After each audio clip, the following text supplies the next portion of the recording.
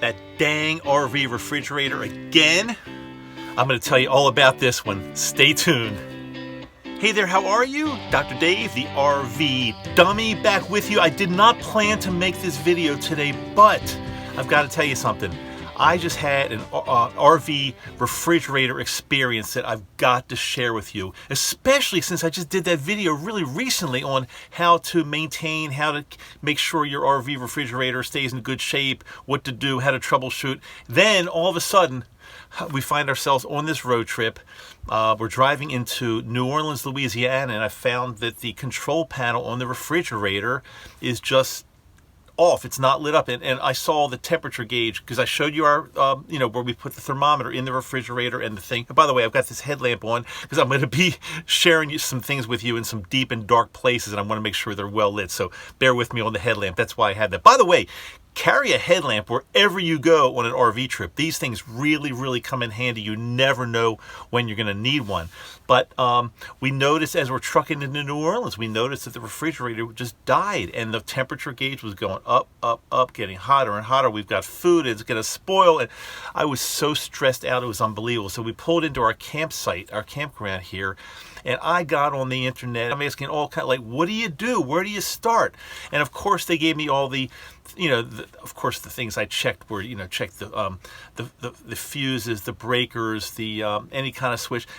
I'll tell you what, I'm going to go through and show you exactly what happened, exactly what I checked. Then I'm going to tell you what it turned out to be. You're not going to believe this one.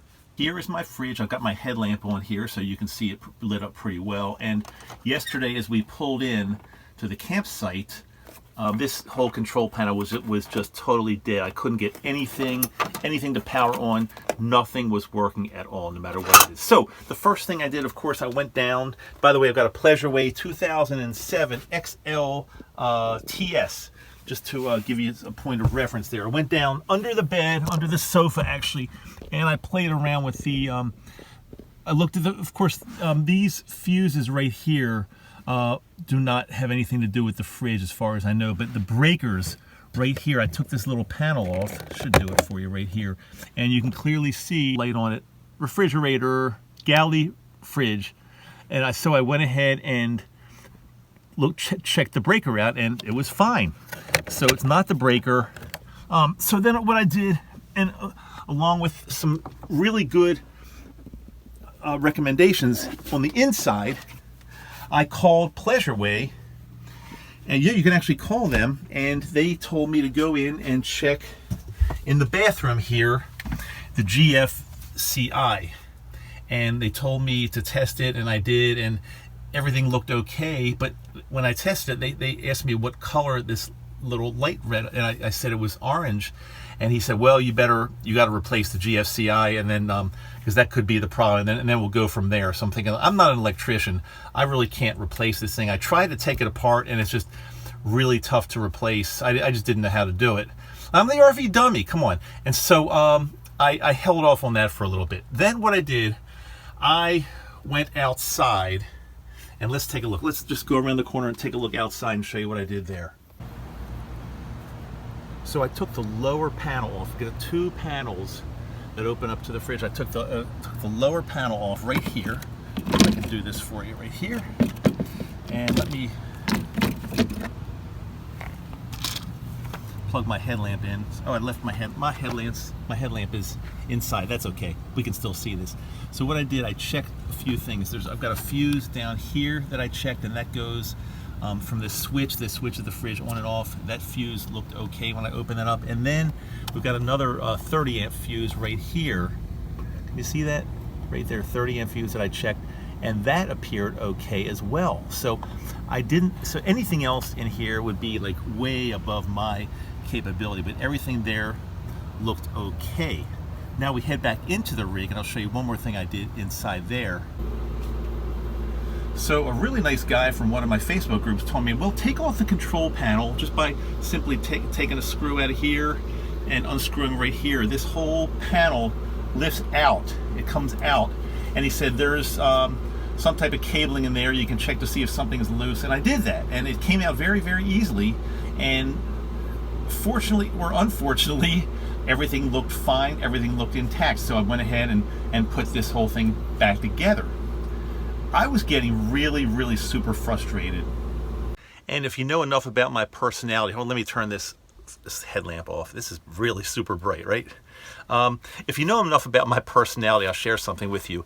I'm the kind of guy that if something's not working right, I get stressed out. I want to have things like in my life in order. I want to have them working. So if something's not working, it's all consuming to me. Now I know that's not necessarily a good personality profile, but I get anxious, I get stressed until something gets taken care of. So I was working all last night trying to figure it out. I got new fuse. It's like I was reading, I went online.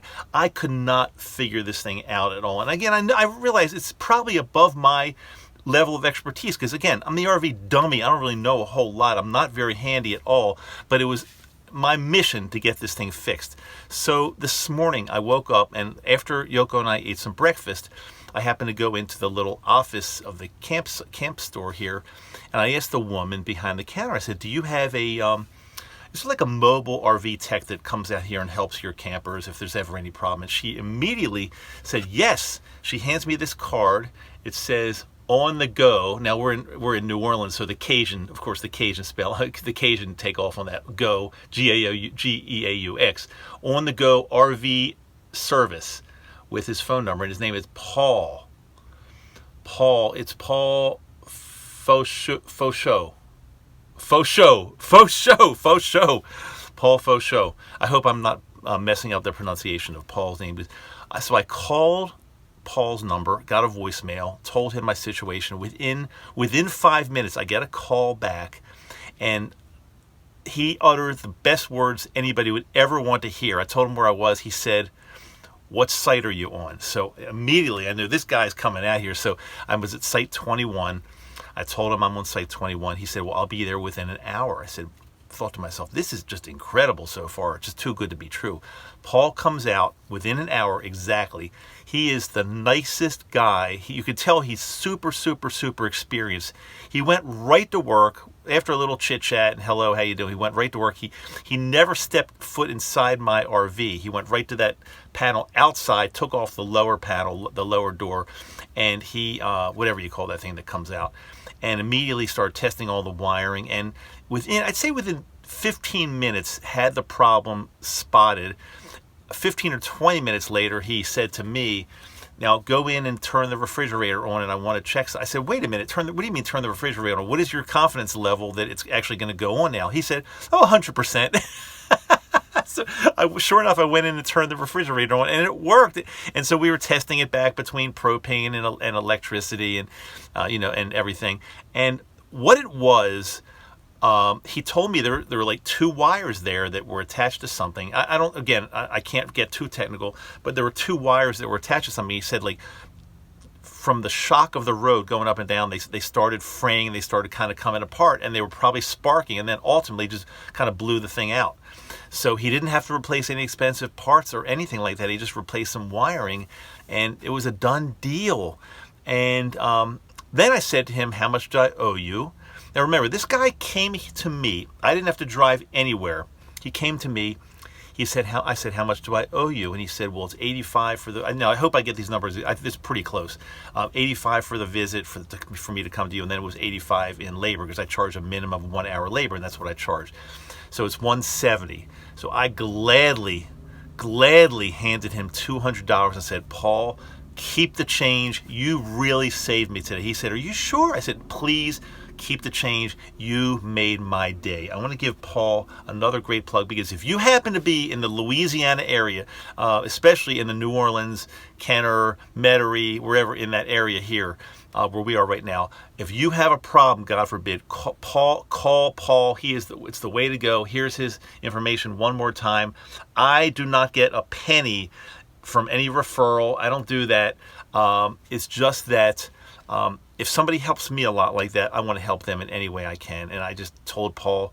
By the way, let's throw a couple pictures up of Paul fixing the rig, because when I was watching him, Yoko took a couple pictures. Then when he was finished, we took a picture all together, and it was just a pleasure hanging out. And this, I guess this is like the Southern style, but when he finished, he hung out for another 10 to 15 minutes just chatting it up with us about New Orleans and about his history here and about Hurricane Katrina.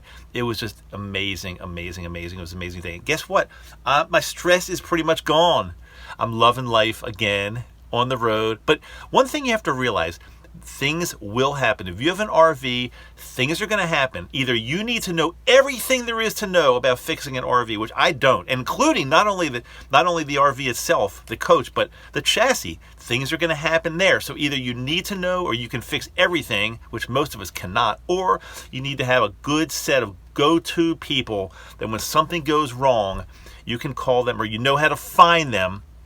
And you could just get on Google and Google mobile RV tech near me. And in many cities, somebody will come up. Make sure they have good reviews. You don't want to deal with any people that are going to rip you off. Make sure they have good reviews. But for the most part, I think most people out there are really good people, and they're here to help us. So again, another shout out to Paul. I feel better. This is done. My food's getting cold again. Yoko went out with a friend. I'm here doing a video for you that I'm going to see if I can get out of here and enjoy myself a little bit while in New Orleans. We've got some commitments with some friends, and I don't want that to sound bad. It's not like a commitment. I mean, it's things that we want to do, some stuff we're doing with friends. And I've got some business to do too. I'm always working on the road. When I'm here, when I'm traveling, I work too. So that's our deal. By the way, if you have not subscribed yet, make sure you press that little button there. There's going to be a little something that comes up with my picture and Yoko's picture. You can click that as well. Again, the little channel, the RV Dummy, is getting a little bit bigger every time. And I don't want to grow too quickly. I just don't want it to go too fast, because I always prided myself in answering every question.